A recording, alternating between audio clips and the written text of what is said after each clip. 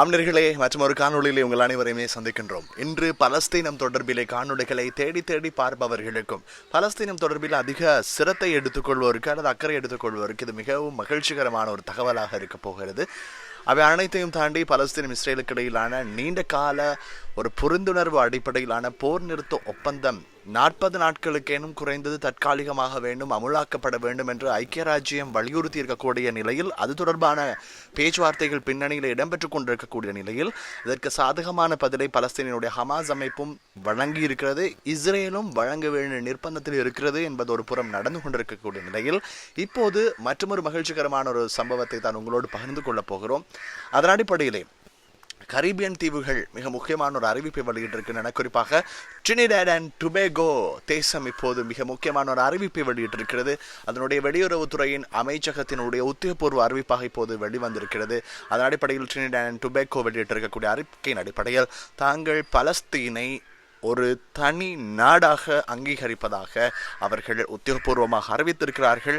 அதே போல இந்த அறிவிப்பு வெளிவந்ததனை தொடர்ந்து ட்ரினிடாட் அண்ட் டுபேகோ வெளியுறவுத்துறை இதனை உத்தியோகபூர்வமாக அறிவித்ததனை தொடர்ந்து ட்ரினிடாட் அண்ட் டுபேகோவினுடைய இந்த அறிவிப்பை பலஸ்தீனத்தினுடைய வெளிவிவகார அமைச்சு பாரிய ஒரு இன்முகத்தோடு வரவேற்றிருக்கிறது. அவர்களுக்கு நன்றி அறிதலையும் தெரிவித்திருக்கின்றது.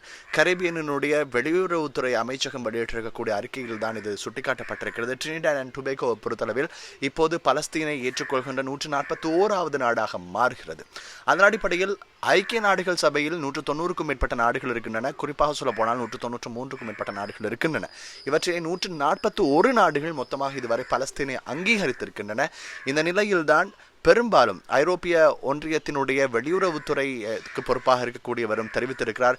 ஐரோப்பிய ஒன்றியத்தினுடைய மிக முக்கியமான நாடுகளான போலந்து, அயர்லாந்து மற்றும் மால்டா, ஸ்லோவேனியா உள்ளிட்ட பல நாடுகள் கூட இப்போது பலஸ்தீனை உத்தியோகபூர்வமாக அங்கீகரிப்பதற்கான நடவடிக்கைகளில் ஈடுபட்டு வருவதாக தெரிவித்திருக்கிறார்கள். அவர்கள் அனைவரும் விரைவில் உத்தியோகபூர்வமாக தொடர்பில் அறிவிப்பார்கள் என்றும் வெளியிடப்படுகிறது தகவல்கள்.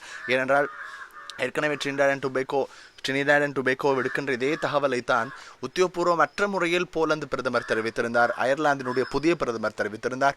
அதே போல் அவர்கள் அனைவருமே ஐக்கிய நாடுகள் சபையிலே அண்மையில் வீட்டோ மூலம் ரத்து செய்யப்பட்ட கோரிக்கைகளை அவர்கள் அண்மையிலே வெளியிடுவதற்கு முன்பு கூட அவர்கள் தெரிவித்திருந்தார்கள், பலஸ்தீன் தனி நாடாக ஏற்றுக்கொள்ளப்பட வேண்டும் என்று. இந்த ஒரு சூழலில் தான் இப்போது இந்த தகவலும் வெளிவந்திருக்கிறது. பலஸ்தீன் என்பது கண்காணிப்பு உறுப்புரிமை நாடாகத்தான் இருக்கிறது, முழுநேர உறுப்புரிமை நாடாக ஐக்கிய நாடுகள் சபையில் இல்லை.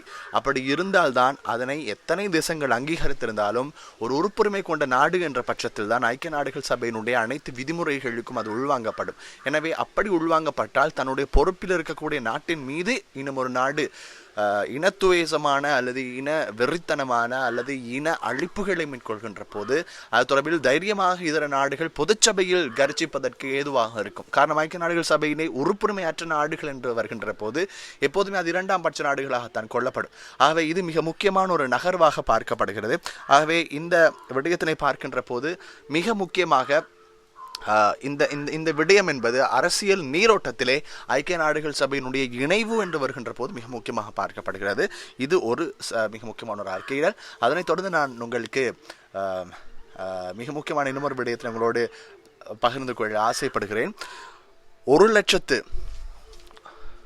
அது அப்படி இருக்கின்ற போது 1,55,000க்கும் மேற்பட்ட கர்ப்பிணி தாய்மார்கள் நீரின்றி தவிப்பதாக ஐக்கிய நாடுகள் சபையினுடைய யுனெஸ்கோ நிறுவனம் அறிவித்திருக்கிறது. குறிப்பாக பசியின்றி தங்களுடைய பசியையும் பொறுத்து கொண்டு தம் பிள்ளைகளின் பசி ஆற்றுவதற்காக தலைப்படுகின்ற கர்ப்பிணி தாய்மார்களிலே இப்படி 1,55,000க்கும் மேற்பட்டவர்கள் இப்போது நீரின்றி தவிப்பதாக தெரிவிக்கப்படுகிறது. இதனால் தங்களுடைய தாய்ப்பாலை சுரந்து கொள்வதில் அவர்களுக்கு பாரிய நெருக்கடிகளை அவர்கள் எதிர்கொள்வதாக தெரிவிக்கப்படுகிறது. இதற்கு முன்னும் பல்வேறு சந்தர்ப்பங்களில் நாங்கள் இதனை குறிப்பிட்டிருந்தோம். ஆனால் இப்போது இது அன்னளவாக அல்ல, புள்ளி விபரங்களோடு வெளியிடப்பட்டிருக்கிறது.